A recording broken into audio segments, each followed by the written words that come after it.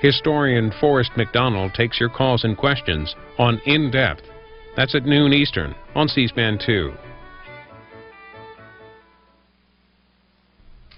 Next, the Muslim vote in the 2004 election. Ralph Nader is part of this panel discussion on Capitol Hill. It's about 2 hours, organized by the Council for the National Interest and the Council for American-Islamic Relations.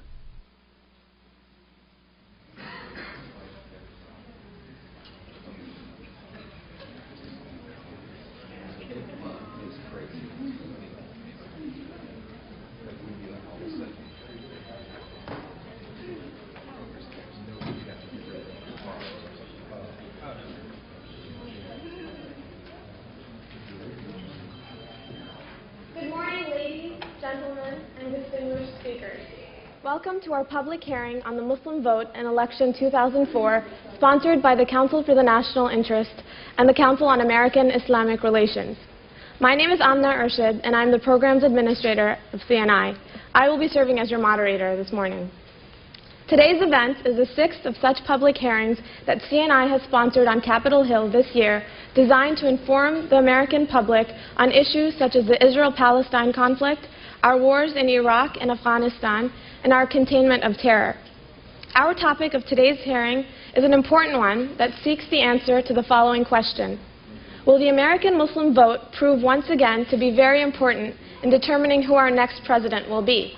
If so, how? We have an amazing lineup of speakers, so I will begin promptly. I will be introducing each speaker individually, after which they will be given some time to speak. Along with the program agenda and detailed biographies of each speaker, we have provided cards in each packet on which you can write questions down as we go along. Our question and answer session will immediately follow the speeches. Our first speaker is Mr. Eugene Bird. Mr. Bird is president of the Council for the National Interest. As former counselor of embassy in Saudi Arabia, and after having served in Jerusalem and several other Middle East posts for a large part of his career, Mr. Bird has gained a unique perspective on the Muslim world, including Muslims in America. He has also followed the peace process from Washington and in the field since 1993. Mr. Bird? Good morning. Thank you very much for coming. I want to say, first of all, the Council for American-Islamic Relations and CNI really welcome you here. This is the first time that we have co-sponsored such an event on the Hill, our Capitol Hill hearings. This is the sixth in a series of 10 that we plan before and just after the election, all related to the Middle East in election 2004. I also want to mention Grant Smith of the Institute for Research, Middle East Policy, who has been instrumental in helping us to arrange this. We will look forward to working with him again on some of the further seminars later this year. I want to mention that the seventh one will be held on July 23rd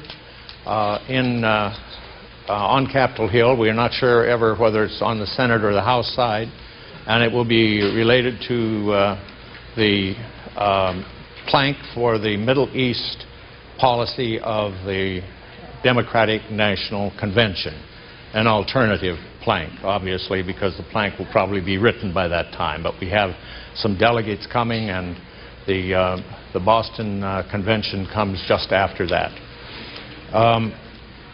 The Middle East is going to be the center of the election in 2004, we're quite sure, particularly if the economy continues to improve. It's not just Iraq, but it's also the Israel-Palestine, Afghanistan, and the fight to contain terror. We have in 2000, the American Muslim, 8 organizations got together and said we ought to vote as a bloc, our people. There are about 1.5 million voters that came out for Muslims, Muslim voters who came out in the year 2000. They were spread across the country, but they were also in some very, very key states, as we'll see. The distribution was 78% went en bloc for George W. Bush. It undoubtedly helped Bush get into the White House, particularly in Florida, where some 64,000 votes went for President Bush. An interesting sidebar to this is that about 35%, or a little more, 36%, of the Muslim voters were first-time voters. And in many of the polls leading up to the election, even afterwards, they were not counted because they were not seen as likely voters.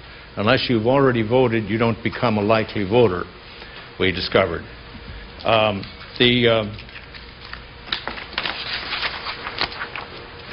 other point I'd like to make here before turning to the other speakers is that the change as a result of the 2000 census in the battleground states that you see here, Bush gains across the country 7 electoral votes if he takes the same states that he took in the year 2000. I think that's very interesting because it isn't the numbers of voters, it's the number of electoral votes that count here in America, as you know. And when you look at the distribution of the Muslims in ethnic terms, you see that 27% of them are African Americans. Those African Americans outside of the Muslim vote usually vote 80–90% for the Democrats. They're very consistent, and the recent polling indicates that that's going to be true this time. We don't know how many of the 27% African Americans among the Muslims voted for George W. Bush last time. We suspect it's not a high percentage. Maybe, Nihad, you can add something to this. Next. We're sorry that neither the Bush nor Kerry campaigns could come today. The reason was very easy to find out. They don't really know how they're planning to get the Muslim vote this time. But it's for sure that it's going to be very different from last time in that Gore sort of ignored the Muslim vote right up to the last moment. And Bush courted it. The courting has already begun. We know some of the details, as you can see. And it's a question of who's going to be able to promise the most on the issues that affect Muslims, just as it is for other ethnic groups. With John Kerry, you can see that he also is courting the Muslim vote. Again, we have no clear indication of what's going to go into the foreign policy plank of the Democratic Party, and that, I think, will be somewhat critical to the Muslims, so that we may not know until September, when both Republican and Democratic conventions are finished, exactly how well the parties are doing in terms of competing for the Muslim vote. That is, the two parties. We have 2 other parties represented here today, if he makes it, which he promised to. I talked with his handler last night, and he said, Ralph Nader said he was very enthusiastic about coming. Finally, I'd like to point out that the Supreme Court decision yesterday does change what the Muslims are seeking, what a lot of people interested in the Constitution are seeking. Sandra Day O'Connor was certainly a key person in electing George W. Bush. You remember the vote 5-4 in the Supreme Court in 2001, or 2000 rather, late 2000. This time, she's on the side of not against the administration. And it is interesting that this is being interpreted by many as being a total victory. It isn't, because they only specified that there had to be an appellate system, and the appellate system might end up in the military courts in Guantanamo and elsewhere rather than the civil courts. We don't know yet. But for sure, the Congress is being blamed for not clarifying the due process clause of the Constitution in terms of the present struggle against terrorism. Thank you very much.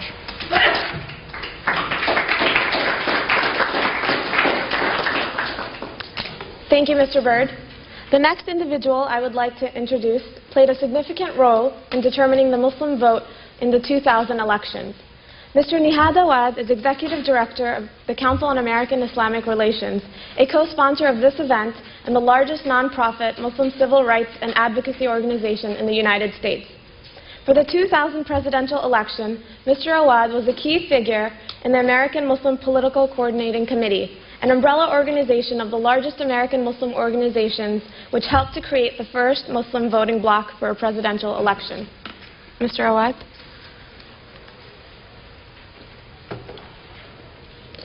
Thank you. Good morning. I would like to present to you the results of a survey we just conducted a few weeks ago. And this is the first in the year 2004. Another one will be conducted at the end of August, and the last one would be around October. And these surveys would just give us a pulse on how Muslim voters may decide to vote in November. The surveys are not scientific. We just send them by email, and we receive them through fax and regular mail.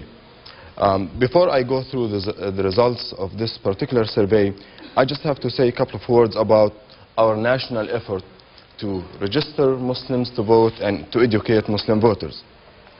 This national effort is growing bigger than the year 2000. In the year 2000, we have the national 4 Muslim organizations, the American Muslim Council, CAIR, the Council on American-Islamic Relations, the American Muslim Alliance, AMA, and IMPACT, the Muslim Public Affairs Council.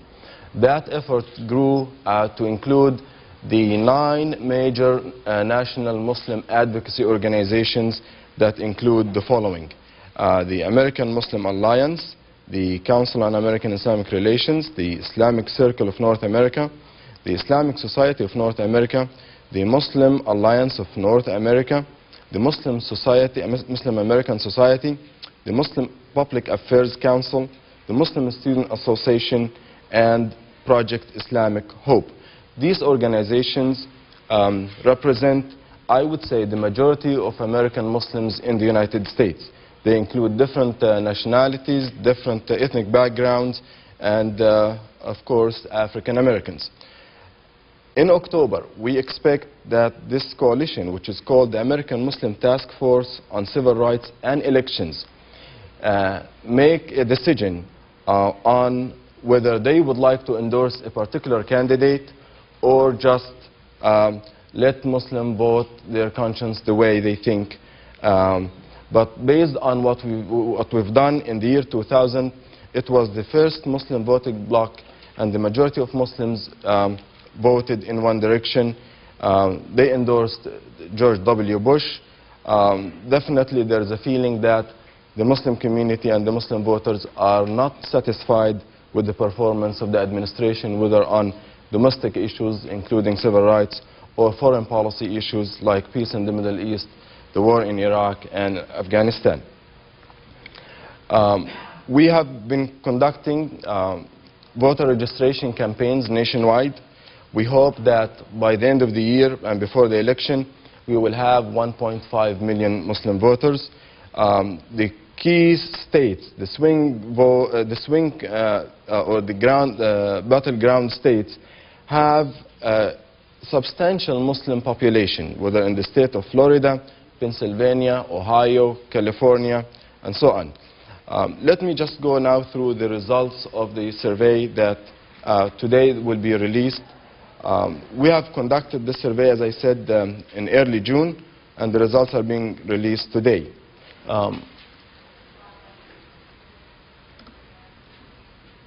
As far as whom they would like to vote if they were to vote today, 50% of the voters said they would like to vote for John Kerry. 26% they would like to vote for Ralph Nader. President Bush, I believe, got 3%. That's the lowest. We can go second one. Whom did they vote in the year 2000? 39% they voted for Bush. 29% they voted for different people, and about 16% for Al Gore. So you can see that from 39% to 3%, it's a sharp decrease on those who have voted for Bush and would like to vote for him again this year. Next.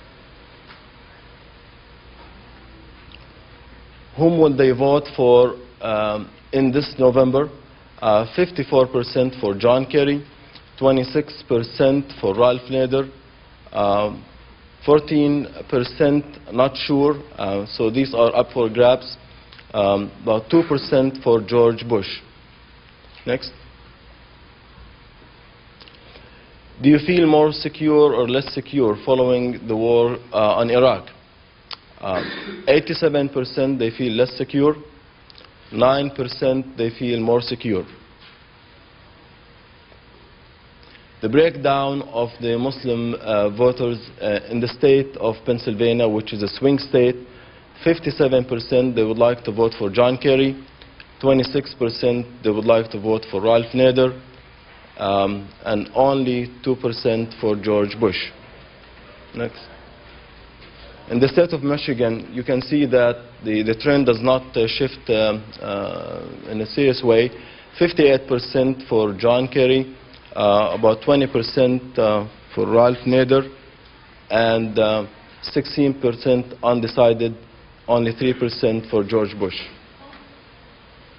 In the state of Ohio, 61% for John Kerry, 29% for Ralph Nader, and about 8% not decided, and for George Bush again about 2%.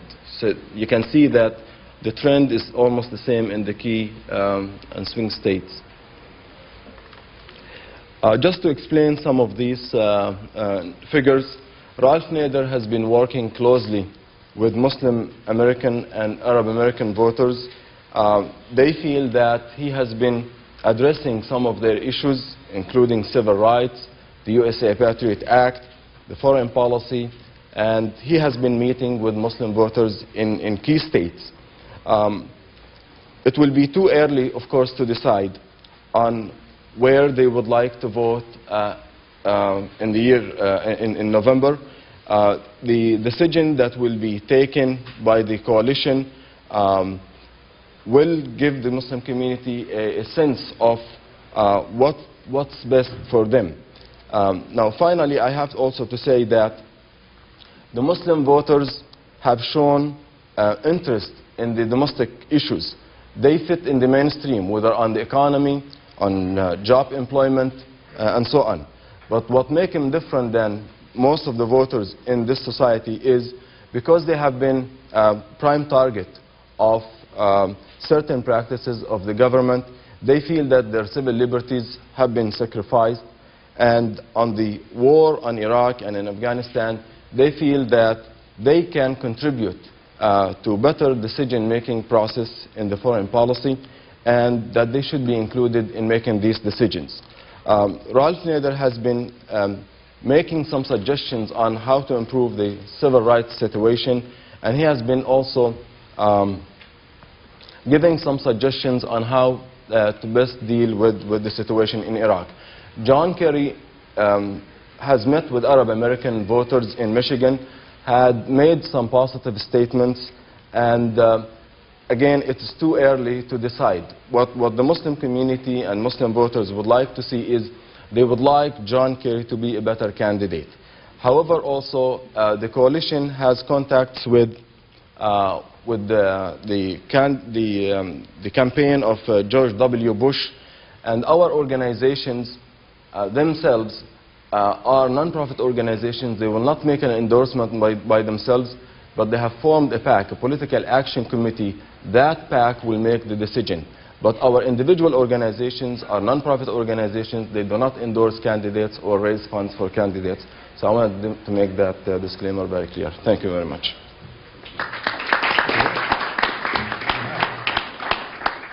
Thank you, Mr. Awad. Our next speaker is Dr. Hassan Ibrahim, an electrical engineer with a PhD in Engineering Administration. Dr. Ibrahim currently serves on the board of the Muslim Public Affairs Council, another major Muslim organization that played a key role in the 2000 elections. As an important leader in the American Muslim community, he has been featured in the Washington Post and appeared on NBC, CNN, Al Jazeera, the Middle East Broadcasting Corporation, and the Egyptian Satellite Channel. Dr. Ibrahim? Thank you. Good morning, ladies and gentlemen. And thank you for coming to this event. Speaking on the 2004 agenda for the American Muslims, a question that probably in your mind, trying to find an answer for that. And I should ask you back, why do you think the American Muslims should have a different agenda than any patriotic American? An American Muslim agenda for 2004, simply put in one line, is to how can we get this country to continue to be a great country? To be a great country in its leadership, in its commitment to its values, allocation of its resources to those values, that we need this country to continue to be a great power, not an empire. We can lead the world, the whole world, by our values, not by our guns. We can see in Iraq, we're trying to deliver democracy, but the problem is not in democracy, the problem in how we are trying to deliver. The problem is not in the message, it's in the credibility of the messenger and the approach that we are taking to the people of Iraq. They deserve it, they need it, but the approach has to change. And we will hear later on the Middle East from Ambassador Peck. What are we looking for? We're looking for, on the domestic front, civil rights. Simple. On the foreign policy, we're looking for human rights. These are American values. These are not just American Muslim values. That's what I expect that every decent American to stand for. The civil rights for all, human rights for all. We have laws to protect these civil rights for all Americans. We have signed conventions and the treaties to protect human rights for all human beings. And just need to be consistent with that. That's simply our agenda put in two lines. Any candidate who will come seriously committed to these values, I think deserves the Muslim vote and any and every American vote. These are our values. We're not interested in a candidate who would look at our Constitution, Bill of Rights, and say, well, this is not going to do it for me today. I have a war on terrorism, so let me put it under the table. Let me bring something called the Patriot Act. Okay, that's more valuable than the Constitution or the Bill of Rights. That's not true. We don't agree with that. We have enough laws in these countries to allow us to continue to function as a democracy, even at a time of crisis. We're not interested in a candidate who would look at our international conventions and say, well, these are not good enough for a war on terror. We need to torture some people, maybe to kill a few, and forget about these conventions. Get me a legal opinion to get me out of these bites. As American Muslims witnessed with everybody with shock and sorrow the events of 9/11, we were also shocked to find that the biggest lie of the 21st century, the biggest two lies actually put in one sentence, that was put this way: they hate us because we are free. These are two lies in one sentence. They don't hate us. And not only the Arab or the Muslim world, the whole world, from South America to South Korea, are angry at us. And they're not angry at us because we are American, because we are free. This is the second lie. They are angry at our policies. We have developed economic development for South Korea, not an Arab or a Muslim country. But why are the Koreans, the young generations, are protesting against Americans? Because we gave them with that 30 years of dictatorship. So economic prosperity for a country like South Korea, that now is an economic power, is not enough for the people to appreciate what we have delivered if it was delivered by dictatorship. And we need to watch that when we are handing the sovereignty, quote unquote, to the Iraqi people, that we learn from these mistakes. With the limited time that we have, and hopefully when your question answers, we can go into deeper issue and specific items. Does the American Muslim community stand for strong defense? Yes. But how do we define that strong defense? We see that a lot of money is spent on hardware, and we are not as safe or secure as we would like to be. When I see a big part of that chunk is going to not bombing bridges, but for building bridges. We need to see shift in the budget priorities when it comes to defense, that we should see that building infrastructure in countries that need it the most is for our best defense. That the next threat is not going to come from a superpower like the Soviet Union, but it's coming from disfranchised communities and individuals around the globe. Reaching out to them, showing what America is really all about. The day that our Peace Corps or any equivalent group is the size of our US Army, that's the day that I would feel secure. That we really need to put our resources in reaching out to these countries, Arab, Muslims, and otherwise. There are so many disfranchised people out there. This is an American value, I believe. That's, I believe it as a Muslim to be also a Muslim value. Staying with defense, I'd like to see also some of that money going to help the veterans, that they put their life on the line every time they ask you to do so, whether they believe in that or not, in the cause that they are sent for, they still obey and they still go and they still sacrifice their life. Sometimes they come back missing an eye, an arm, or a leg, and they don't get enough coverage to help them out and help their families. I would like to see that some of the money going to hardware to the big defense contractors going to help those Americans who are sacrificing everything dear to ensure that we are safe and secure.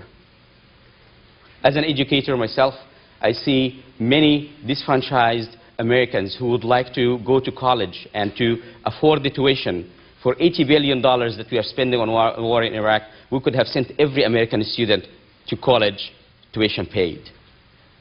That's an investment in the future of America. The $80 billion that we are spending in Iraq, I'm not sure that we're going to bring us the same value that we will get from investing in American students here in this country. We see a growing community in this country, Muslims and non-Muslims alike, who are suffering because of lack of health care. As you can see, I'm not as young as I used to be. Gray hair is growing on me, so I also think of the future. What's going to be the future of social security or health care? People who are suffering today, okay, should be ringing an alarm to all of us. What's going to be the future of that? Sensible budget priorities on the domestic front should be a mandatory. We should have really the Congress up in arms on this issue, that we should be spending the money where it's going to make this country to continue to be a great country. As Americans who believe in life, liberty, and the pursuit of happiness, I would like you to entertain the idea of extending this to life, dignity, and the pursuit of justice. That's really what makes this country great. That's what really can make us lead by example, not lead by the gun. Thank you.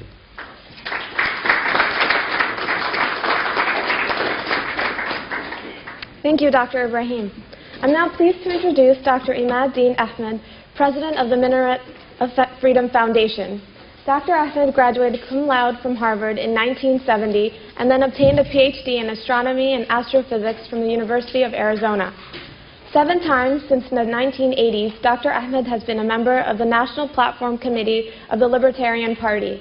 He has managed 4 election campaigns for Libertarian candidates in Maryland and was himself the party's candidate for U.S. Senate in Maryland in 1988. He's also currently a professor at the University of Maryland, College Park. Dr. Ahmad?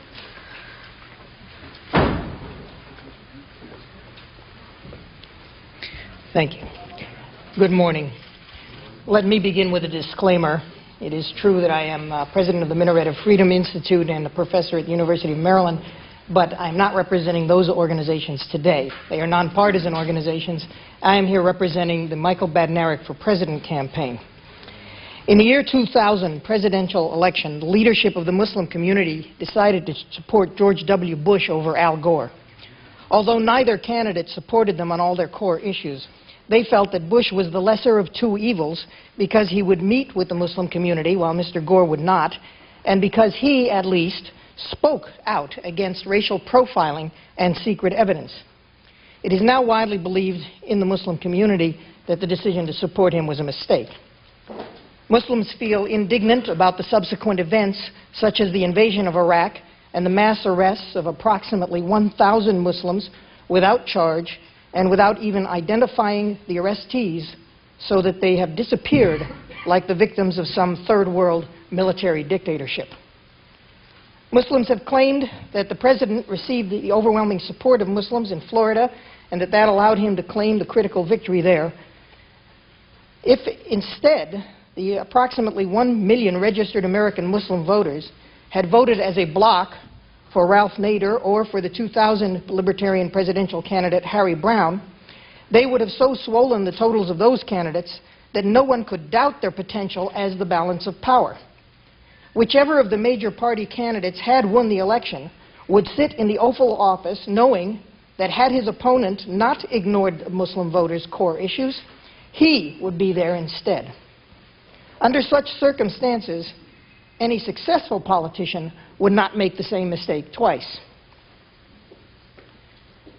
Think of how different the last 4 years would have been.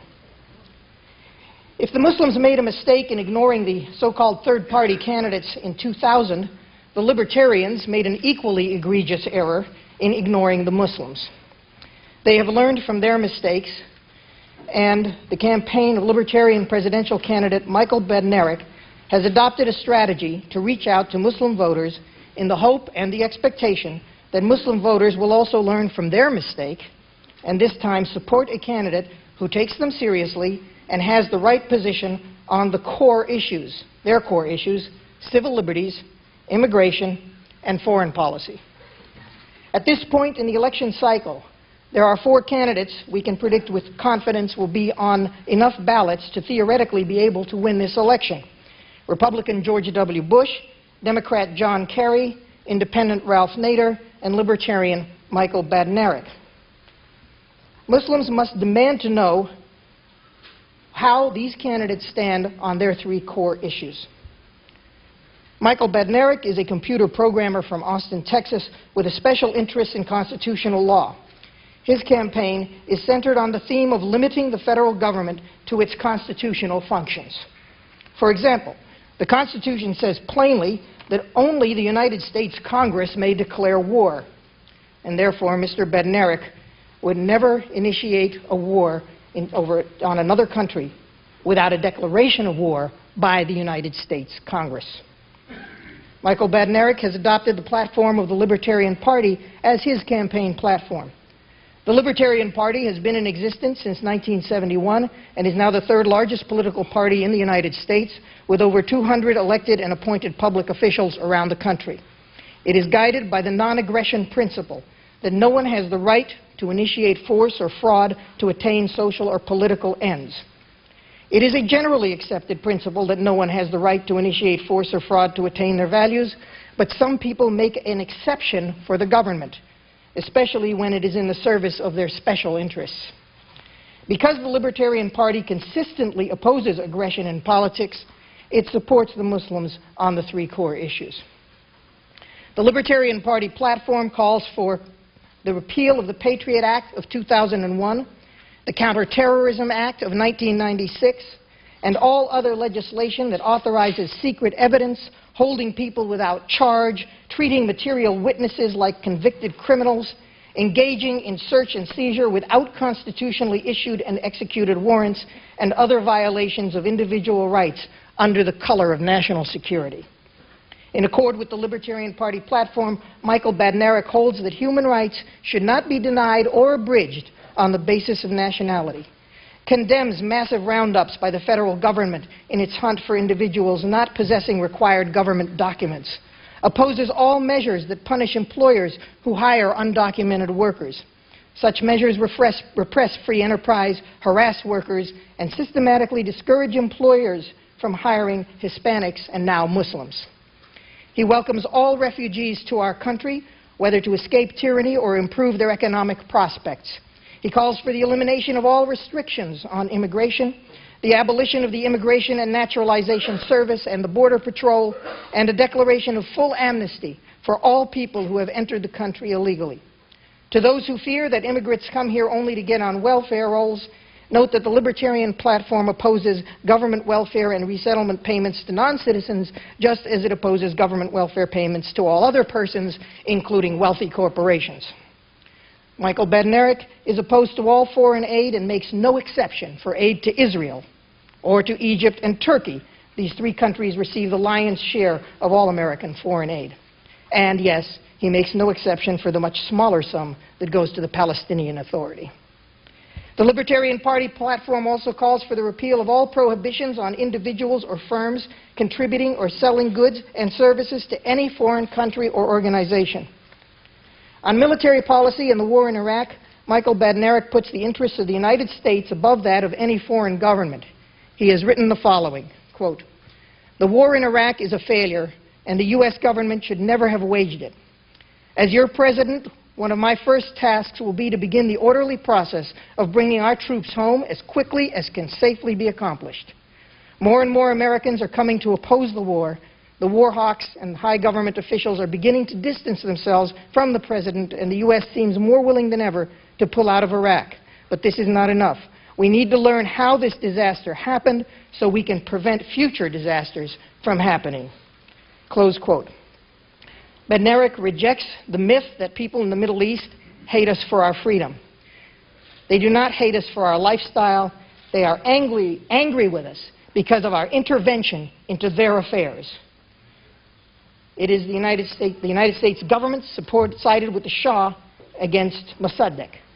Then it sided with Saddam against Khomeini. Then it forced the Sudan to expel Osama bin Laden, embittering him and empowering him to declare war on the United States. Quoting from Mr. Badnarik's article, "It was because of American troops in Saudi Arabia, lethal sanctions on Iraq, support for states in serious violation of international law, and siding with Israel in its dispute with the Palestinians to the tune of more than $3 billion per year in taxpayer funds that almost 3,000 innocent Americans paid the ultimate price on September 11th, 2001. The proper response would have been to present the evidence as to who committed the heinous act to both Congress and to the people, and have Congress authorize the President to track down the individuals actually responsible, doing everything possible to avoid inflicting harm on innocents. A libertarian president would not have sent the military trampling about the world, racking up a death count in the thousands, wasting tax money on destroying and rebuilding infrastructure, creating more enemies, and doing the kinds of things that led to 9/11 in the first place. We cannot undo history, unfortunately. The U.S. government has never succeeded in establishing freedom and democracy in all its foreign adventures in the last 50 years. Freedom and democracy are blessings any people must establish for itself. Here at home, the war leads to a decline in civil liberties, higher taxes, and wartime economic measures that blur the line between business and the state and now allow politically favored corporations to profit at the expense of the taxpayers. Libertarians understand the importance of adhering to the Constitution because it is designed to limit the power of the state here and abroad, and we especially understand the danger of war, which expands the power of government way beyond its constitutional limits. The founders of this country knew that war should not be initiated at the president's whim. James Madison, the father of the Constitution, said, "If tyranny and oppression come to this land, it will be in the guise of fighting a foreign enemy."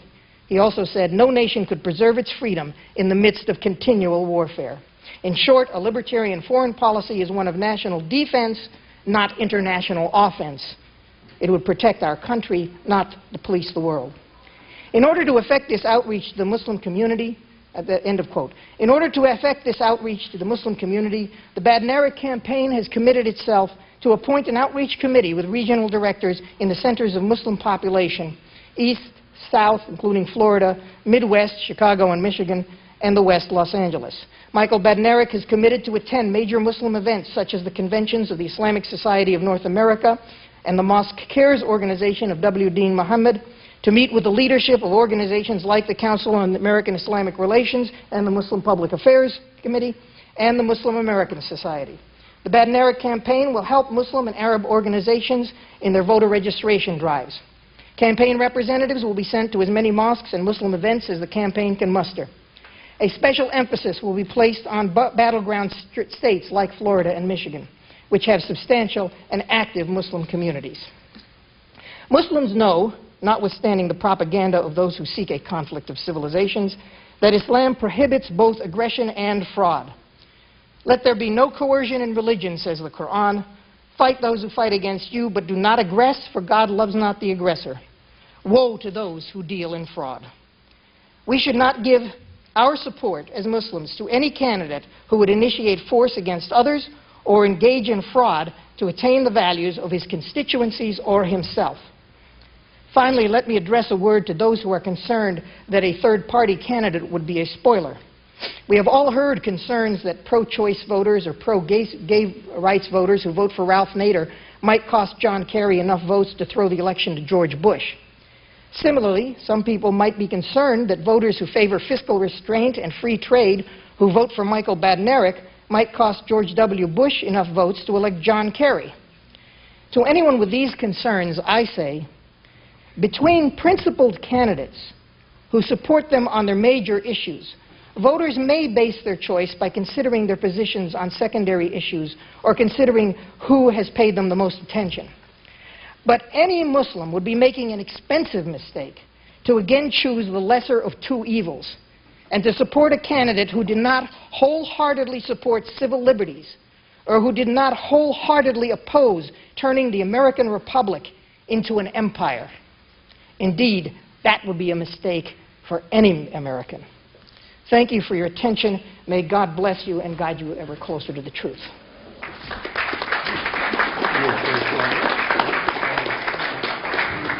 Thank you, Dr. Ahmad.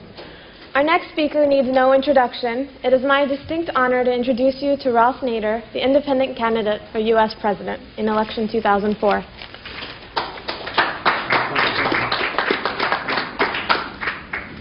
Thank you very much, ladies and gentlemen. Thank the sponsors, CAIR and CNI, for making this event possible. The subject of the Muslim vote in the election of 2004 is one that itself is subject to stereotypes. Stereotypes because of the urgency of the times tends to focus the attention on issues relating to civil liberties, issues relating to the war in Iraq, issues relating to the Israeli-Palestinian conflict.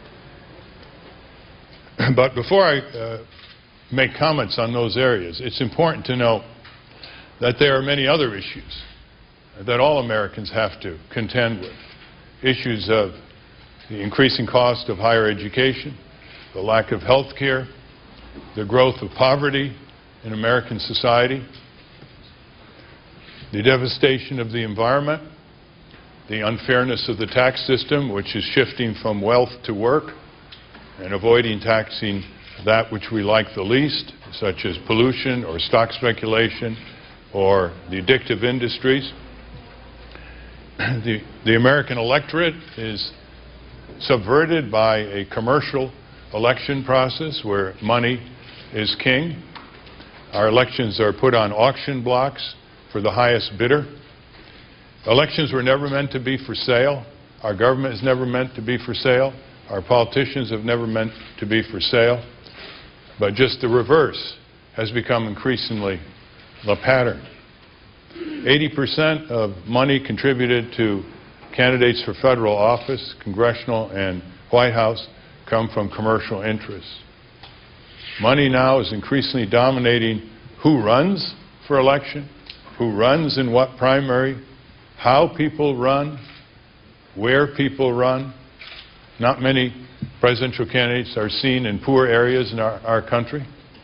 Not many presidential candidates are seen connecting with citizen groups on the ground, fighting for civil rights, civil liberties, environmental issues, consumer protection in the inner city, where the gouging by companies is unmercifully destructive of the quality of life. Payday loans, rent-to-own rackets, landlord abuses, lack of municipal services, lead-based paint poisoning of young children, high levels of asthma, environmental racism, redlining.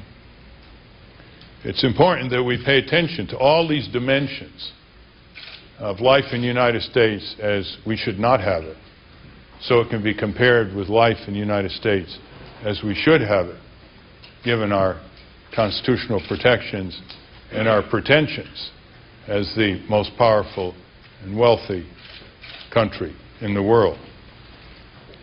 Yesterday, the Supreme Court, in split decisions, began the process of putting restraints on the pattern of law enforcement that has violated the civil rights and civil liberties of innocent people.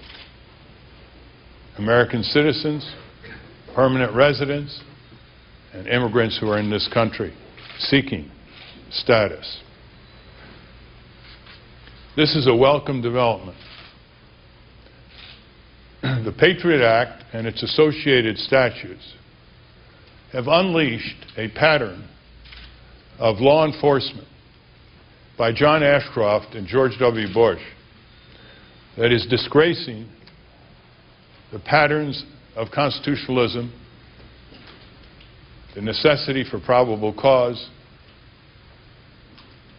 the establishment of due process of law in our country.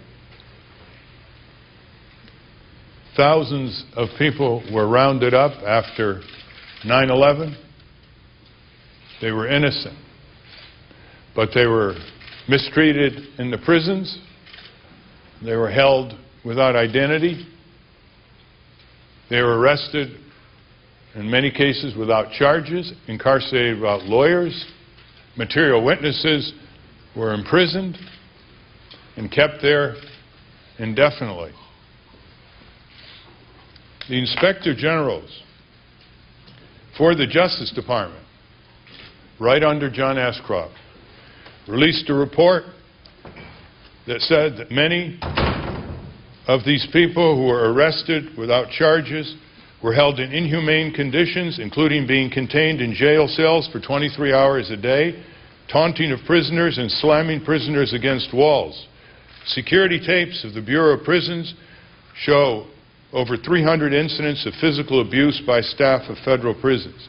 None of these hundreds of detainees were found to have links to terrorism. This is what happens when the Justice Department and George W. Bush pursues a dragnet policy of enforcement. A dragnet policy of enforcement is a waste of resources, it's inefficient enforcement, and it is enforcement designed not to maximize the selection of patterns that would lead to truly violent offenders. It's enforcement that harms the rights of thousands of innocent people. Dragnet enforcement leads to profiling. It leads to bigotry. It leads to the kind of talk that one hears on right-wing talk radio. It leads to caricaturing religions. It leads to chilling dissent. It leads to thwarting any opposition politicians who might speak out, because they too don't want to be drawn into the dragnet of pillory, abuse of due process, and shattering of probable cause. The right of our government to search homes and businesses without notifying their owners, the right of our government to move into the most personal information about human beings, medical, financial, employment, genetic information, what they read, what they rent to see.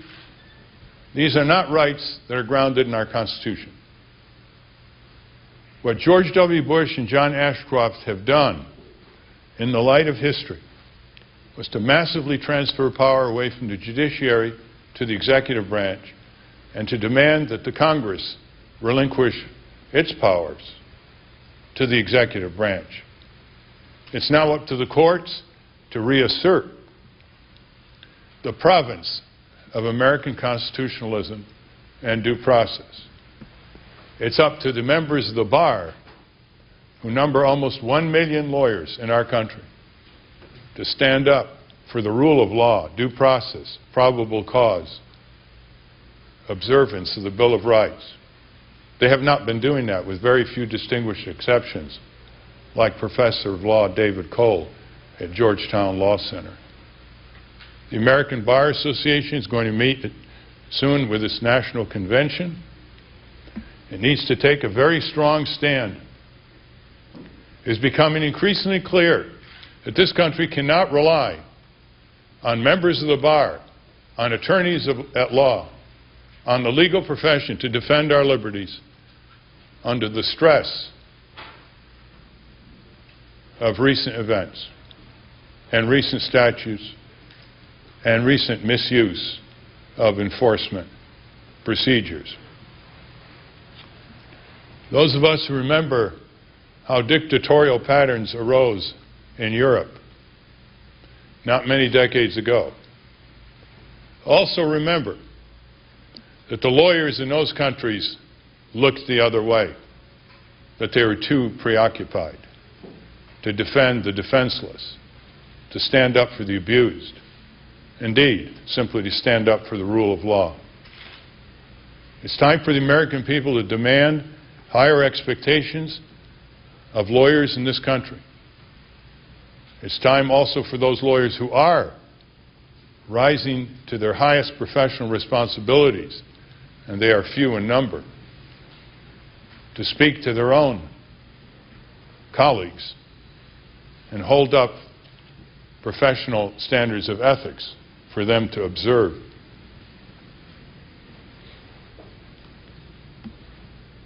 The second area I would like to discuss is the war in Iraq. This was a war that started without constitutional authority. The majority of Congress war-whooped a war resolution through in October 2002. This anointed President George W. Bush as a wartime president and sealed the fate of the congressional Democrats in the 2002 elections. Sometimes I wonder why George W. Bush bothers with campaign consultants when he has the Democrats working for him. Article 1, Section 8 of the U.S. Constitution is not a technicality. It was considered one of the highest wisdoms in the constitutional deliberations by James Madison, because the framers of the Constitution did not want one person in the White House to declare war for the United States of America. They put the declaration of war power in the hands of the deliberative body called the U.S. Congress. And since World War II, the U.S. Congress has been busy surrendering Article 1, Section 8 authority to declare war.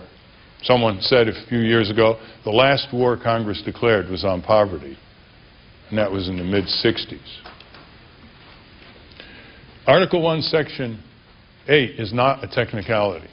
It was overridden, and there is no American who has legal standing in the courts to challenge that. The framers of the Constitution never dreamed that any branch of government would willingly give up its authority under the Constitution. So they did not provide any remedy for the citizens of this country to take that surrender of authority and its transfer unconstitutionally to another branch of government to courts of law. The only person who has standing to challenge that issue is the Attorney General of the United States. And don't wait for John Ashcroft to sue his own president. Our country was plunged into war in Iraq based on a platform of fabrications, deceptions, and lies now thoroughly and repeatedly documented. As brutal a dictator as Saddam Hussein was, and from 1979, when he was entrenched with help from the United States and Britain, to 1990, he was our government's brutal dictator. He slaughtered communists at our suggestions, suspected communists. He went into the war in Iran with our logistical, economic, and military assistance and approval. After the Kuwaiti War, U.S. UN economic sanctions themselves violated international law. Economic sanctions can never be imposed to destabilize dictatorships when the main suffering of those sanctions are innocent children, women and men, civilians all. And under those sanctions, at least 500,000 Iraqi children and infants died from contaminated water, the lack of medicine, lack of medical supplies, the lack of chlorine to purify drinking water. Chlorine was prohibited export to Iraq under those sanctions. So we do have a responsibility to the Iraqi people. But we also have a responsibility to peace and security in the world, the safety of our soldiers.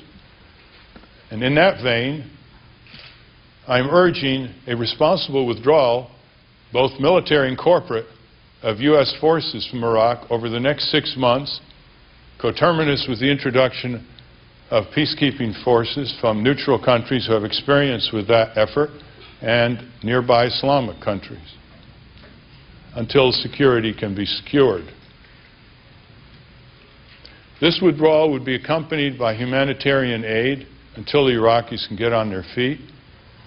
It would also be accompanied at the earliest time by internationally supervised democratic elections with suitable autonomies for Sunnis, Shiites, and Kurds.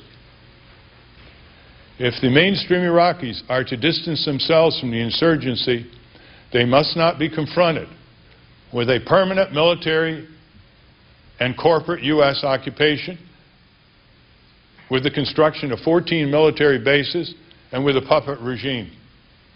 If the Iraqi people are going to be encouraged to distance themselves from the insurgency, they must be given a sense that they will get their country back under democratic elections, no puppet government, and a withdrawal of the U.S. military, corporate, oil company occupation of their land. This is not what we're going to see. Both George W. Bush and John Kerry have said that the U.S. should stay the course.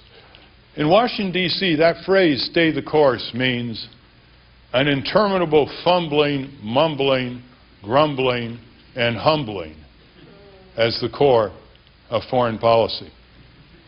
The American people are turning against the war in Iraq. They realize they have been lied to and deceived. 2 elderly cab drivers who are lifetime Republicans in northern New York told me a few weeks ago, without my even asking, that they were going to vote against George W. Bush. They were both veterans in the Army. And when I asked them why, they both said the same thing. He lied to us about the war. There's a button going around the country that people are wearing. He lied and they died. Tomorrow I am sending an open letter to President Bush to make a full accounting of the fatalities, injuries, sicknesses, and mental damage of our troops in Iraq. It would be too much to hope that he would make an accounting of the tens of thousands of innocent Iraqi civilians who've lost their lives, men, women, and children. The Pentagon only reports combat zone deaths and injuries. non-combat zone deaths and injuries, diseases, and there are many of them, and severe mental health trauma are not reported.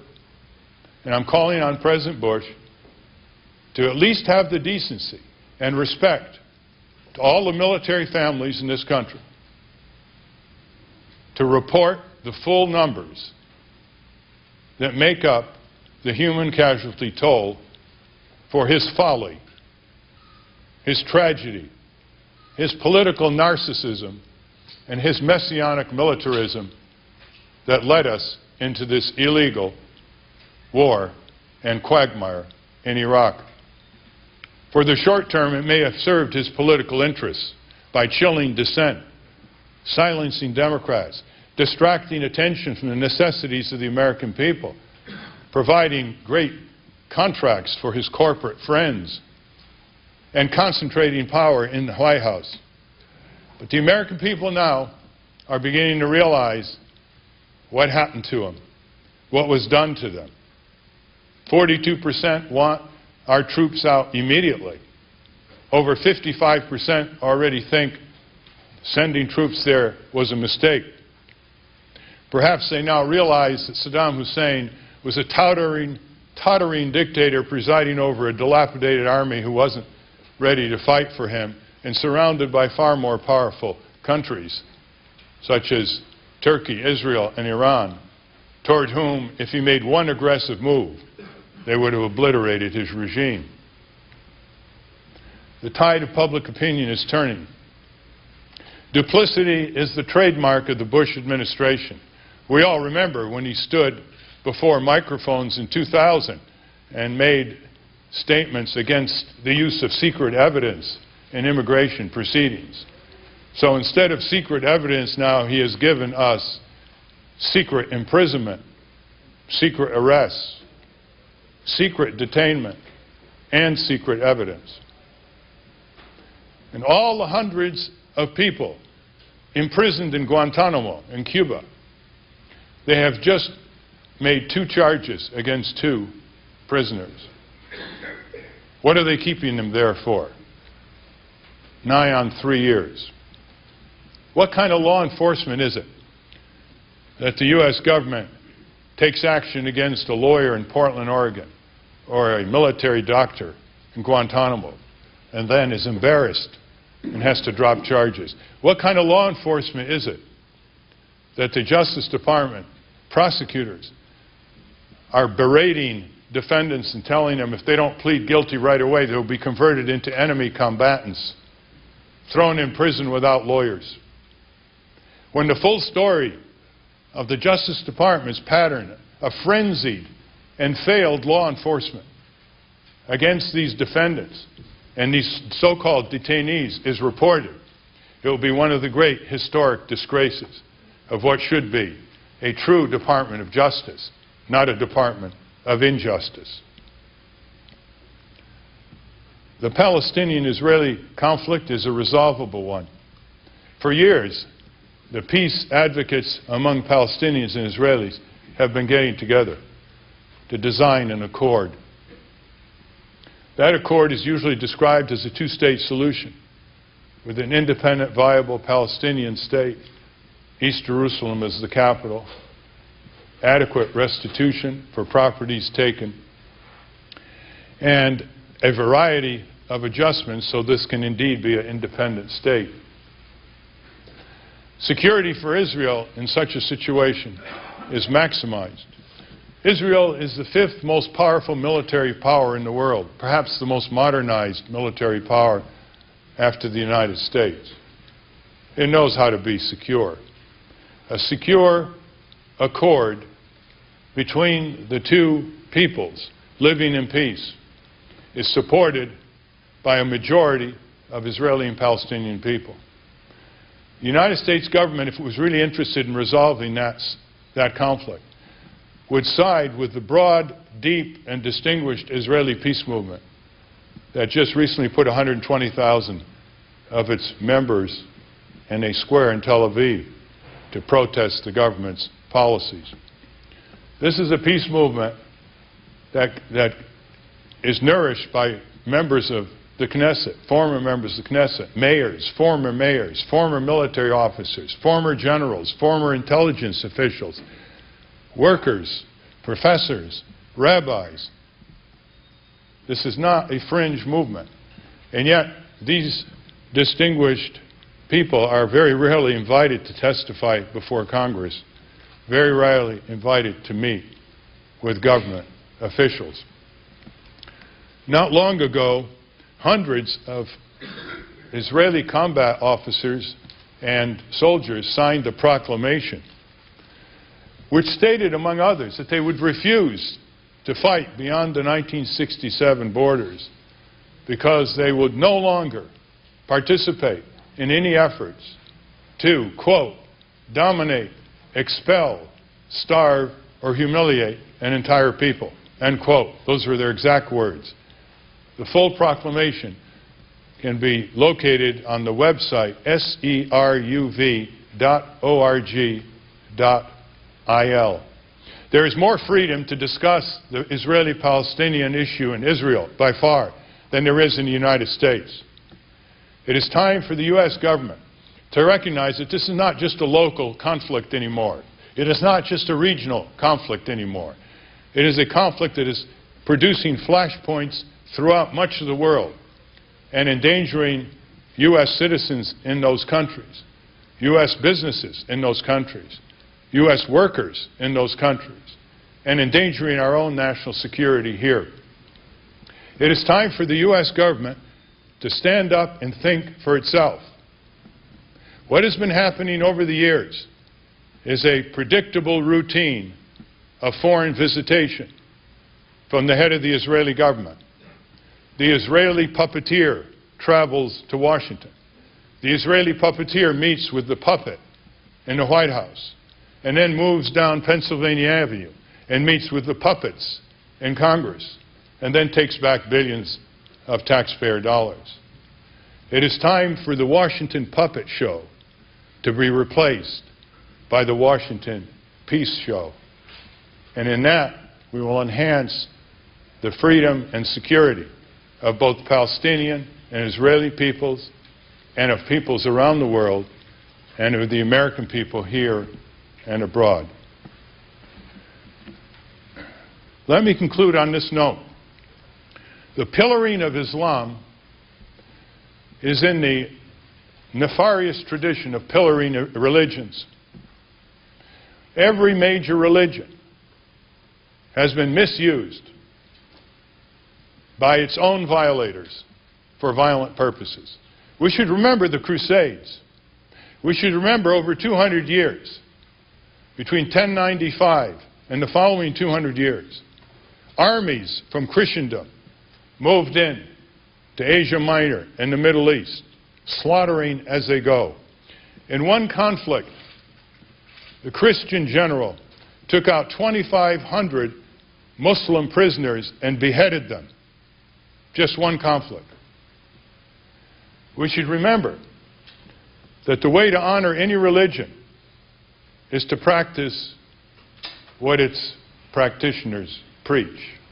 And there's no better way to practice what practitioners preach than for the practitioners to preach what they practice.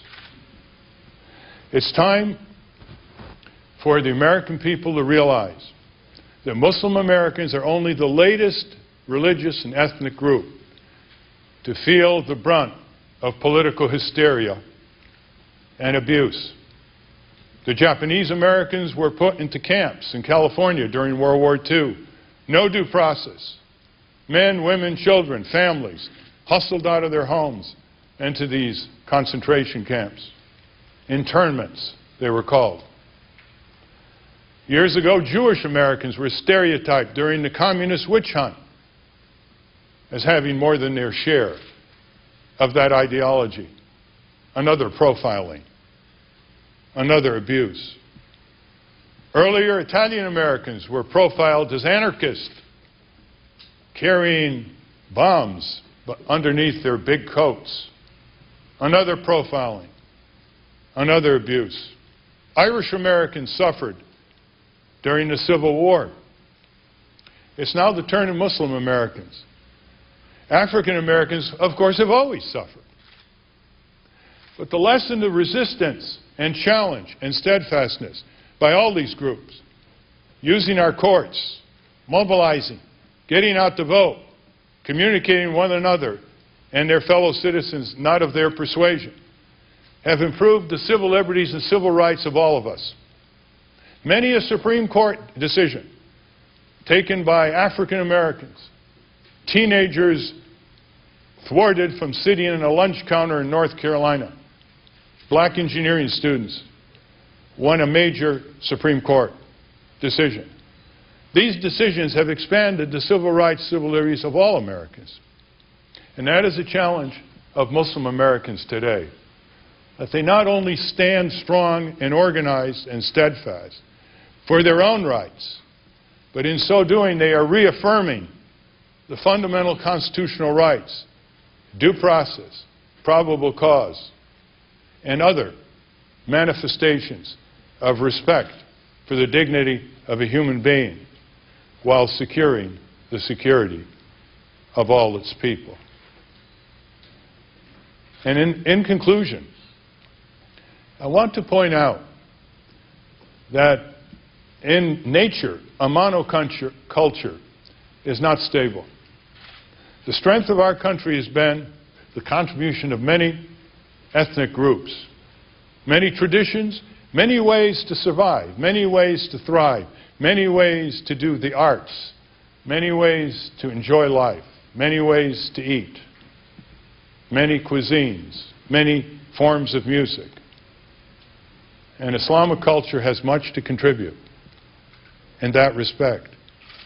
Not only ancient Islamic culture, the kind of arts, the kind of cultural innovations, architecture, music that are now being renewed by the peoples of the Islamic world. And we must always remember that in the development of economies in the third world, where children no longer die from tuberculosis or AIDS or malaria, where adults can have a decent standard of living, we must recognize that the answers are not going to come from the IMF and the World Bank. They're going to come from the genius of the peoples of the third world. They're going to come from people like the late Hassan Fathi, the people's architect in Egypt, who taught impoverished Egyptian peasants how to build small homes from the soil under their feet. They will come from people like Muhammad Yunus in Bangladesh, who started the microcredit movement with small loans, many to women, to start small businesses in their villages in that impoverished country. We should recognize that the genius of the third world can only flower by the removal of a militarized foreign policy by the West, who sees the third world primarily as a quarry for natural resources beneath and above the ground, from the oil wells to the tropical forests. We need a sane foreign policy in this country. We need a dialogue in the presidential campaigns where people will ask, other than the routine questions of hegemony and military power. We need a dialogue that asks why the world's leading military superpower has not become the world's leading humanitarian superpower. We need to ask why our foreign and military policy are made by small cliques and multinational corporations rather than by the deliberative involvement and engagement of the American people. We need, in other words, as voters, to look to ourselves and hold us up, all of us, to higher standards of engagement and performance as voters. I ask you to look at our website, votenader.org, for further elaborations of these subjects in all these areas in the coming weeks. And make the deliberation in your vote as to what is in the best interest of the American people and the peoples of the world, whether It is better to support a two-party duopoly that is in the grip of concentrated power and wealth? Or is it better to have more voices, more choices, more leverage over the two parties by concentrating your vote on your conscience, by voting for someone you believe in? The only way to vote where you don't waste your vote, by voting for somebody you believe in, who has a record and who is keen on strengthening you as the first prerequisite of a political movement, strengthening the people of this country. Thank you.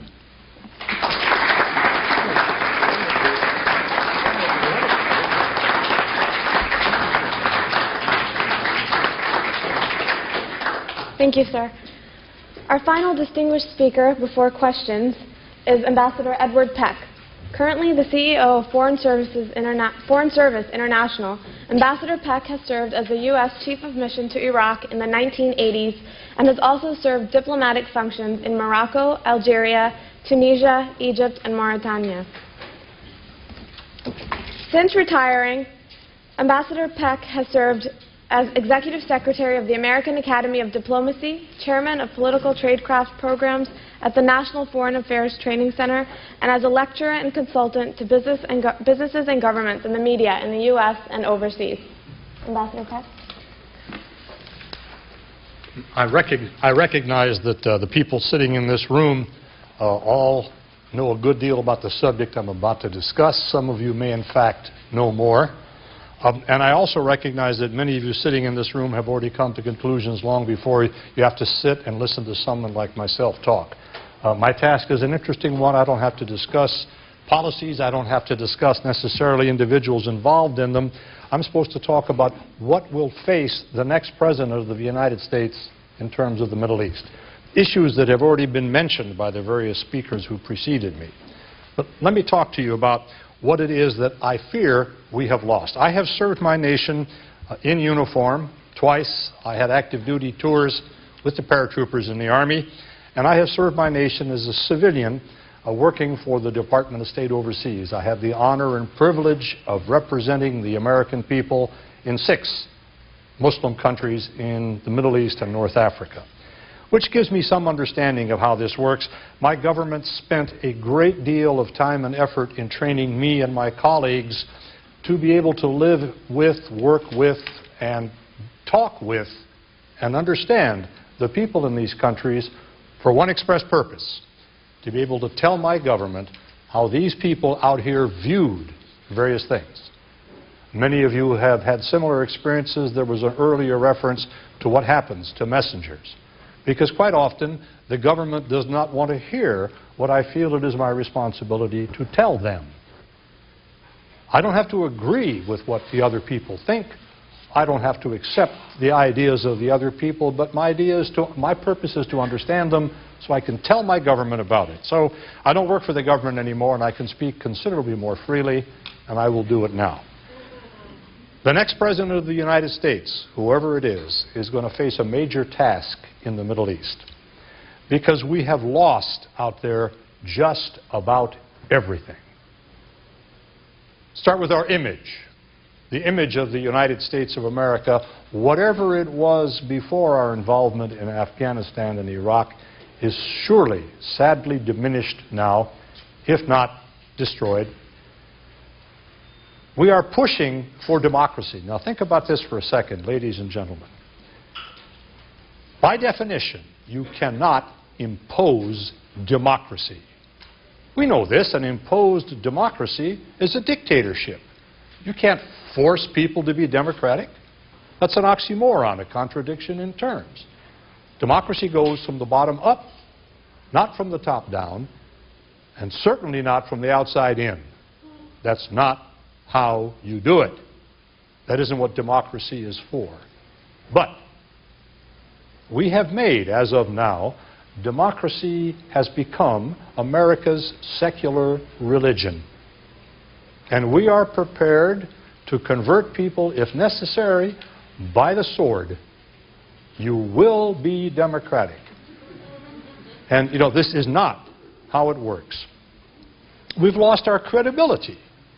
Nobody believes anything we say anymore, and I'm afraid this is a problem shared by many people in the United States. Weapons of mass destruction, of course, serves as the best example imaginable, where even a man like Colin Powell, oozing integrity and credibility from every pore, seems to have destroyed that particular aspect of his image by insisting that there were weapons of mass destruction literally everywhere. By the way, you should know that they have been found there at Graceland. Okay, so we've lost our respect. You know, for what do we stand? We stand for freedom, justice, international law, human rights, not in the Middle East. Here we are exporting democracy when there are two democracies active in the United States. One is Israel, the other is the United States. In the case of the Israelis, for 37 years, they have demonstrated total disregard for all of the principles for which we stand. Occupation, humiliation, death, torture, expropriation, curfews. And they do that with the support of the United States, financial, military, and political. If you add to that particular aspect of our involvement in the Middle East, what has been happening to the people of Iraq for the last 14 years, then it is not difficult to understand, not supporting, not agreeing with, it is not difficult to understand why some people, fortunately still small in numbers, are prepared to look around for ways to make us sorry we are involved in those kinds of activities. Our nation can do whatever it wants, wherever it wants, whenever it wants, and there is no one who can stop us, even working together. But there are people who will look around for ways to make us regret it. And they have, and they are, and they will. Somewhere in my bio it should tell you that I was the Deputy Director of the Cabinet Task Force on Terrorism in the Reagan White House. When we met for the first time with the chairman of that task force, George Herbert Walker Bush, who was Vice President, he told us that we had carte blanche to look into every aspect of terrorism. Now, this was in the 80s. Terrorism was a big thing. In Europe, you had the Baader-Meinhof gang and the Red Army brigades. You had the Achille Lauro, TW-847, the Sendero Luminoso, all around the world, lots of terrorism. Mr. Bush said, we want a complete, across-the-board, in-depth study of this issue. There is, however, one aspect of terrorism with which you do not need to concern yourselves. We all sat forward, pencils poised, and he said, quote, don't worry about causes. The atmosphere in that room became palpable. Don't worry about causes. And that is precisely where our nation is today. If someone is going to suggest to me that they hate us for our freedoms, I find that an insult to my intelligence. Why in the world would anyone hate us because we have freedoms? Now, there are nutcases who hate our policies, as has been said very eloquently, but they don't hate the American people any more than we hate the Iraqi people who have died in our assault on their country. We didn't like their leadership's policies. But you can't attack a policy, so you attack people. Can you imagine the possibility that somewhere there are people who are prepared to kill and die because we have freedom in this country?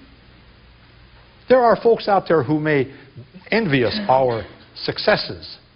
And there are probably folks out there who resent our excesses. But nobody is going to kill and die because we have freedom or because Britney Spears has a belly button. That's ridiculous. That's offensive to my intelligence. There are people out there, still small in number, who are prepared to consider killing and even dying because from their perception, we are responsible for their people dying and being killed. And they don't like that. They don't like that a lot. And we have been doing it directly in Iraq for 14 years and indirectly in Palestine for 37. Now, you can ignore the fact that people don't like this sort of thing, or you can pretend that they really should like, but at a cost, at a cost. And I fear, hoping that I am wrong, that our involvement in Iraq is going to cost our nation dear for a long period of time in many different ways and places, because we have done terrible, dreadful things which violate every principle for which we say we stand. And this is the message that I would be giving to my government today, were I still working for it. We've lost respect. We have destroyed the English language. We now use phrases which I find, unbelievable, where the President of the United States, the current President, went before the General Assembly of the United Nations in October of 2003. And he made the following statement to the 184 representatives of other countries listening carefully to the most powerful human on the face of the earth. And he said, and I quote, "Iraq now has a governing council, the first truly representative institution in that country. It may represent Mr. Rumsfeld, but it certainly doesn't represent anything in Iraq." And what scares me, you see, is that there was someone with not enough intelligence to leave that statement out, and no one else without enough intelligence to take it out and to let our president make a statement like that. And now today, we have turned over full sovereignty to the Iraqi people. And now either my government doesn't know what the word sovereignty means, or the rest of the world doesn't. Full sovereignty means full sovereignty, right? And so we have a statement in which we say, yes, we are going to turn over custody of Saddam Hussein to the Iraqi people, but we're going to keep him. All right, I can understand that. And they got full sovereignty, but they have to cooperate with us. And before he left, Mr. Bremer, who is a man I admire and respect, he's a friend, Mr. Bremer issued a whole series of edicts which will remain in force, controlling internal affairs in Iraq after the turnover. The turnover of what? Now, the turnover of sovereignty. Oh, here it is. What are they in charge of? Nothing. Nothing at all. And are we building 14 bases? Indeed we are. And are we leaving soon? We are not.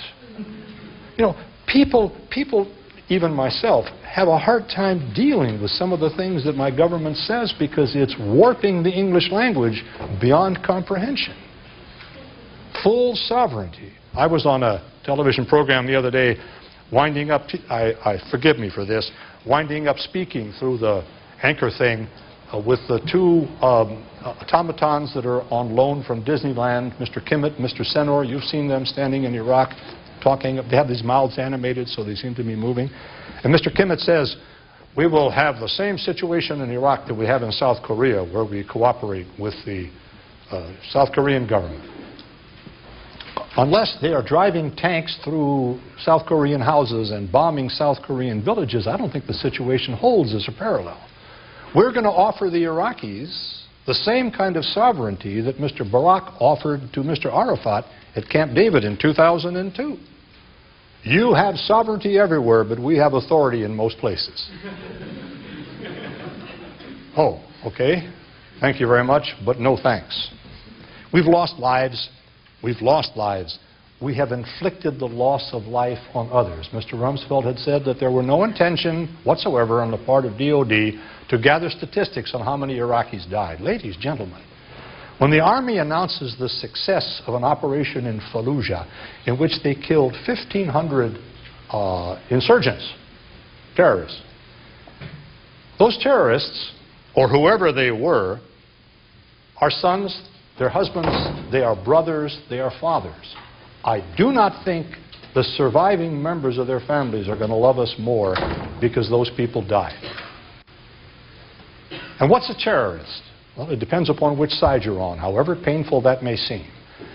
There's a book that's worth rereading if you've forgotten it, called For Whom the Bell Tolls, based upon that saying by John Donne that no man is an island.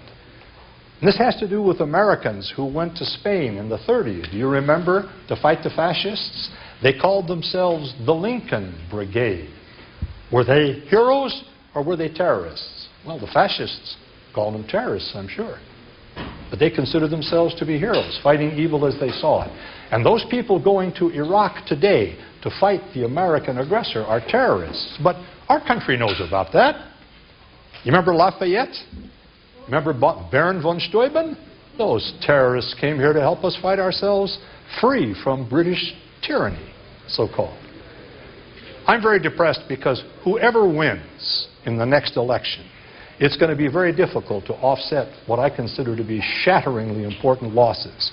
I think it will be much easier if it's a different administration, only because the current administration is responsible for getting us where we are, which has redounded to no one's benefit, certainly not to the people in the Middle East, and certainly not to the people of the United States. My view. Thank you very much.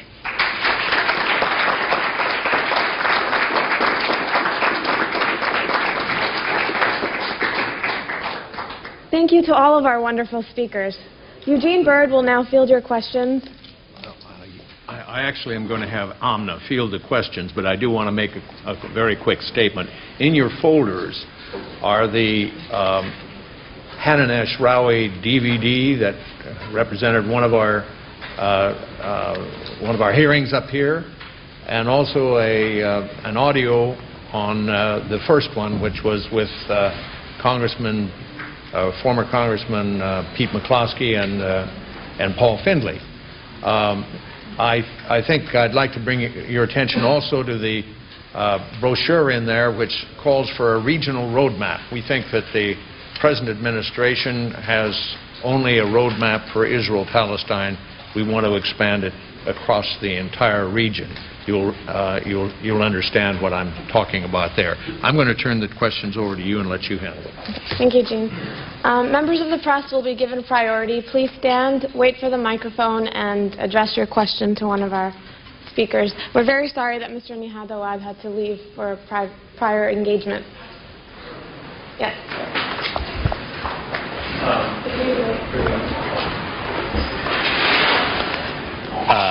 I'm Drew Poe with WPFW Pacifica in Washington and DC Indie Media. And this question is for all of the speakers, I suppose. John Kerry has agreed with President Bush's support for what is essentially, in many people's opinions, an annexation of much of the West Bank, Bush's support for the Israeli wall, and President Bush's open declaration of opposition to the right of return. And John Kerry has expressed agreement with those positions. John Kerry has said that he wants to send tens of thousands of more troops to Iraq. John Kerry supported President Bush's wars. But looking at the statistics that were presented by some of the speakers, it seems that John Kerry is getting a significant amount of support from potential Muslim voters. And I'm wondering, first of all, why the speakers believe that that might be the case.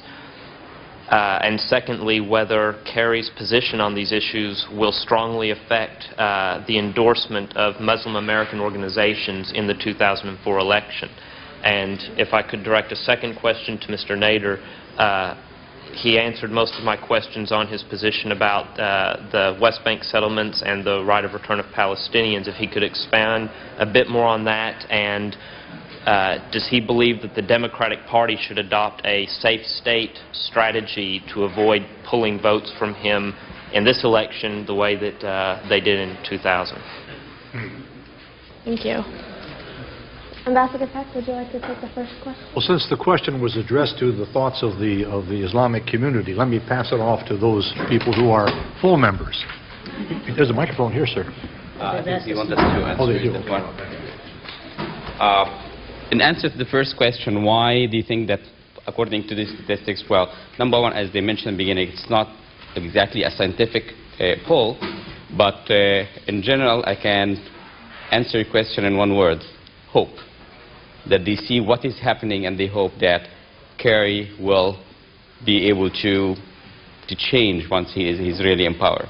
That comparing, again, it seems like every election we get to choose between the least of two evils. So, that's a good answer. I just want to follow up on the statement that's already made, which I think is correct, that it's being perceived that we are forced to a choice between the lesser of two evils, that this is a two-party system, and therefore you have to take, however marginal the difference may be between two candidates, you have to choose the lesser of two evils. As I said in my presentation, I'm hoping that the Muslim community will understand that that's not the way politics works, that if you can show that you're the balance of power by giving your support to a third-party candidate, that you will put more pressure on whoever wins the election than you ever could by simply rolling over and playing dead and voting for the lesser of two evils. Would you like to address the second?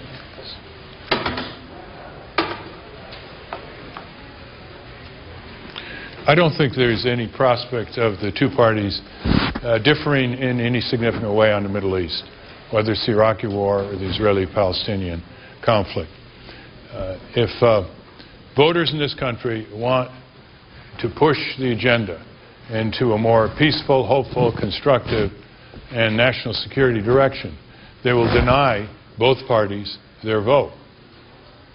At the very least, they should not signal their vote until they go to the booth, the voting booth in November. The moment you signal a vote to support either the Republicans or Democrats, you are telling them you can be taken for granted and they'll never look back. They certainly won't return your calls. On the colonies, if there is an independent Palestinian state, the accord will obviously cover the colonies. Already, Ehud Barak, in a speech in Chicago a few days ago, called for disengagement from many of the settlements. Many of these colonies are there because of cheap housing and because of taxpayer subsidies, Israeli and U.S. taxpayer subsidies. So that's got to be a problem. Something like 65% of West Bank land has been expropriated or confiscated by the Israeli government. That has to be resolved, obviously, in a accord for an independent, viable Palestinian state. On the right of return, in the Taba negotiations following the Camp David meeting, there was agreement by the Israeli side that there would be some right of return in the tens of thousands. The question is, how many Palestinians really want to go back under an Israeli state? And there was one poll that showed that very few want to go back. But all this has to be worked out so that there's proper justice in that respect. I might add that there are increasing numbers of Palestinians who think a single state is the only solution. A unified state, because no matter what the accord would be for a two-state solution, the Palestinians will still be in a very subordinate position, for example, in terms of whether they control their own water, not to mention their boundaries. The point is the U.S. government has got to back the peace movement and not the Israeli militarists who think there's a military and permanent occupation solution to the Palestinian crisis. That's the key thing. Are they going to back and fund the militarists unquestionably, or are they going to back the broad and deep Israeli peace movement? Thank you. Next question? Yes. Mustafa Malik is my name. Excuse me. I'm a freelance journalist now.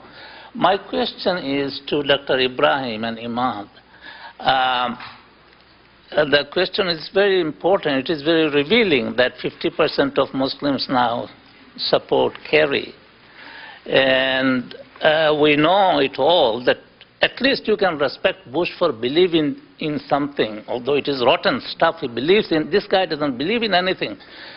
My question is that is it not really from between Tuduldam and Tuduldi Muslims will be moving around, rather than we support Islamic causes gather around some cause. And the reason I'm saying this, I'm very sad to say, after 9/11, I realized why we are in this position. I used to be ashamed when I used to go to meetings. We stand up and condemn the Jews and West and America for no rhyme or reason. After 9/11, I go to Muslim meetings. The only people that talk about Muslim issues are Nader and ACLU people. None of the Muslims, they are into fight against terrorism and looking for photo opportunity with George Bush so that he's killing. So my question is that, let us as Muslims, it is an intra-Islamic situation. Instead of running between people, we support causes. I met Nader 24 years ago. He probably doesn't remember. I'm sorry, your and question? No, my question is among the Muslims. My question is that he supports a cause, the core cause of Muslims, that is justice. Would not be that be a more, better solution for us? And then candidates will be looking for us, rather than we are running after candidates with money.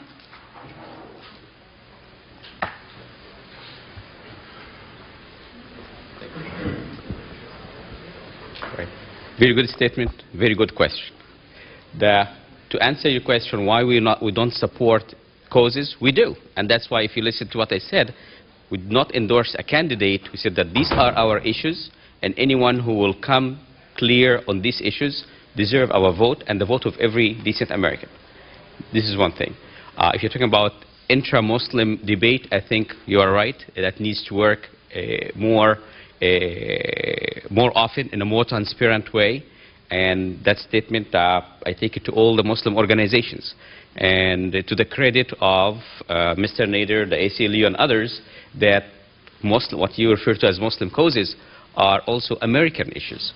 And what is affecting the Muslims in terms of civil rights? It's affecting Americans, whether they're Muslims or not, in civil rights. If we are the first victims in this day and age, other minorities should watch what is happening to the Muslim community, because they could be next. And the history, tells us that there are many examples of that. It was referred to the Crusaders earlier here. The Crusaders were killing Muslims, Jews, and the Christians who felt that they're living among the wrong people. We also have seen the Spanish Inquisition. Staying with the Crusaders for a second, before the Crusaders left Europe, you know what they did first? They turned around and killed the Jews in Germany first, before they got their hands on the Muslims.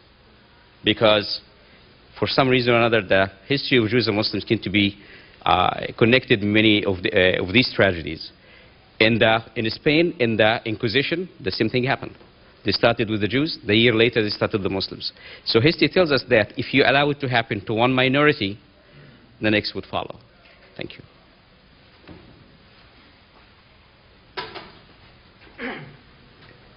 I agree with what Dr. Hassan has said in terms of that we do work with issues, and I think you must know that. I would only add this, and it's a bit redundant because I said it in my talk, but I think that we are here to talk today about the Muslim vote in electoral politics. And I think we can carry our issues into the political sphere, the electoral sphere, by demanding that any candidate that we support must support us on the core issues. Other things, they don't have to agree with us on everything, but there's certain things that are so important that we should insist they agree with us. And in this particular election, and again I agree with what Dr. Ibrahim has said, in this particular election, those are issues that are of great importance to all Americans, not just Muslims. Civil liberties, immigration, foreign policy. It affects all of us. Thank you. Next question? Yes, sir. Hi, Alex Halpern, Financial Times. Dr. Ibrahim, you said earlier that a candidate that supports civil rights on the domestic front and human rights on the international front deserves the Muslim vote. Given Mr. Nader's positions and the well-known election situation, what does John Kerry have to do to win the Muslim endorsement? what does John Kerry have to do to win the Muslim endorsement, given Mr. Nader's positions and the well-known election situation? All he needs to do is to come straight and clearly stand his position on these issues. And it should not be like just lip service, like in the middle of a debate throwing a word here about secret evidence, like what happened last time. This calls for a more active role of the Muslim organizations, and also accessibility, opening his door and his communication channels to the Muslim community. So far, I regret to tell you that the major two parties have not provided the accessibility that this community deserves. Thank you. Thank you. Yes, sir. My name is Jonah King. I'm with Religion News Service, and this is a question for the panel. I'm wondering, considering their policies, whether you feel that this administration is an anti-Muslim administration, and whether it is or whether it isn't, whether it's more so or less so than its predecessors.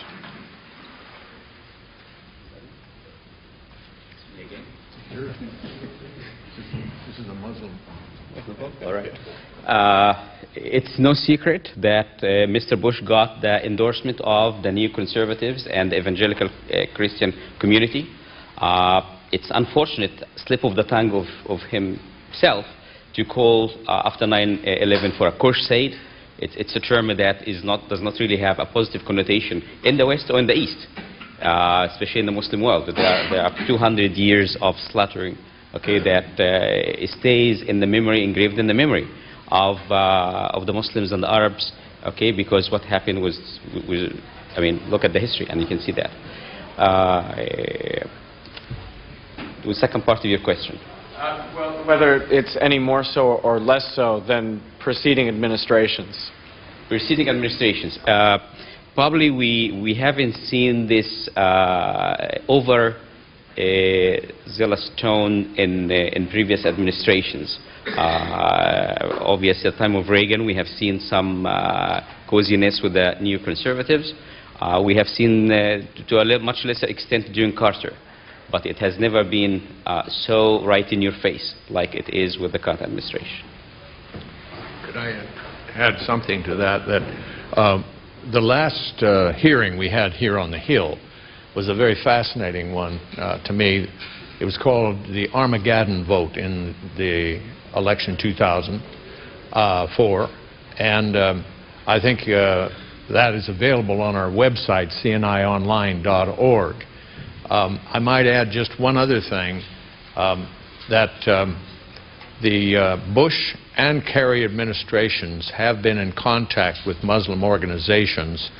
I do not know what their policy is going to be. They're developing it, evolving it. I had a long chat Friday or Saturday afternoon with one of the Kerry supporters, who's on the foreign policy group of the Kerry administration. Certainly they're going to find a way to say something intelligent about the Middle East. I doubt that it will be a very heavy commitment. However, the Bush administration has also approached the Muslims on the West Coast and have asked for ideas, and I know that some of the ideas that are being sent forward to the Bush administration include actual participation by ranking Muslim leaders in the administration, the next administration, or immediately now, particularly in the Justice Department and perhaps in the State Department. Much more participation of Muslims in both of these institutions, reflecting their newfound power. Finally, I'd like to mention that a lot of this is covered in the book by Paul Findley, who I know Ralph Nader has known for longer than I have known Paul. And his book, Silent No More, is a description of the Muslims' emergence. It, of course, has been superseded by some of the events since then, particularly 9/11 and so on. But in any case, there is a very, very deep commitment by almost all the politicians to trying to find out what the Muslims really want and trying to meet some of their demands without prejudicing the general policies that they might be following, either as Democrats, Republicans, or as members of minor parties. Those of us who've been around Washington for a while have become capable of distinguishing the words from the deeds. And when it comes to election time, politicians who have been engaged in deeds that certain groups find offensive politically come forward with silk tongues. They moderate their language. They tempt with semantics the natural desire of people to want to believe representatives in government. Beware of politicians who come with silken tongues. Always ask for what the deeds were. What did Bush, what did Kerry actually do in their votes and in their policies? Did they ever stand up for the Palestinian people? Did they ever stand up for the people who are being ground under by multinational corporations around the world? Did they ever rearrange the budget so that it reduced the bloated, redundant, wasteful military budget and now consumes 1/2 of the federal government's operating expenditures, and we have no major enemy left in the world? And change it so that it goes to the necessities of the American people, or a major assault on infectious diseases around the world, which we're very capable of engaging in, or dealing with drinking water contamination that would save children's lives with pennies per child, save lives. So we need to really ask those questions. The reason why I chose Peter Miguel Camejo for my running mate, he's a successful investment advisor, because all his life, his performance has been one of deeds, not just words. He marched with Martin Luther King in Selma, Alabama, as a young man. And I've become very insistent with voters that they separate the words from the deeds. What is actually being done is often very different than what is being said, or said about what is being done. Again, I hope that the voters will do their homework. It's very important. In my new book coming out, The Good Fight, I have an appendix on how voters can be at least as effective as they are sports fans in terms of doing their homework, studying the record, not being flattered, not being fooled, not being flummoxed. The moment you see politicians flatter voters instead of holding them up to high standards of knowledge, commitment, and intensity about their significance as voters, the moment you see flattery taking over, then you'll see that politicians want to weaken people, make them feel powerless by flattering them. And once voters accept flattery and absorb it, they are much more vulnerable to being fooled and flummoxed. We call them the 3 F's. Don't be flattered, don't be fooled, don't be flummoxed. In answer to the question, I do not believe that George Bush himself has any kind of hostility towards Muslims per se.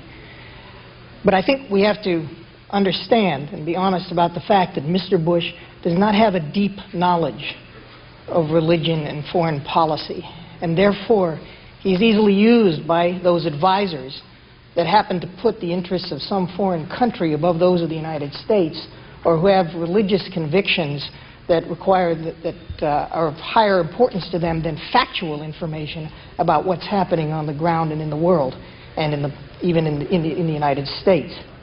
Therefore, when we look at a candidate and evaluate that candidate, I think it's important that we not only ask ourselves, as Bush's supporters said during the last election, which candidate would you rather have a beer with?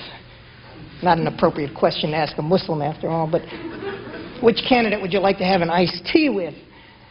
But to ask, where are they on the core positions? And who are going to be their advisors if they are elected? Who's on their team? Are they working with Muslims? Because if they're not working with Muslims while they're trying to get Muslim votes, you can be pretty sure they're not going to put Muslims in key positions, or even people sympathetic to Muslim concerns in key positions once they get elected. Unfortunately, that's all the time we have for questions. All of the material on our previous hearings, today's hearing, and future hearings is available on our website, cnionline.org. Please join me in thanking all of our speakers. And thank you all for coming.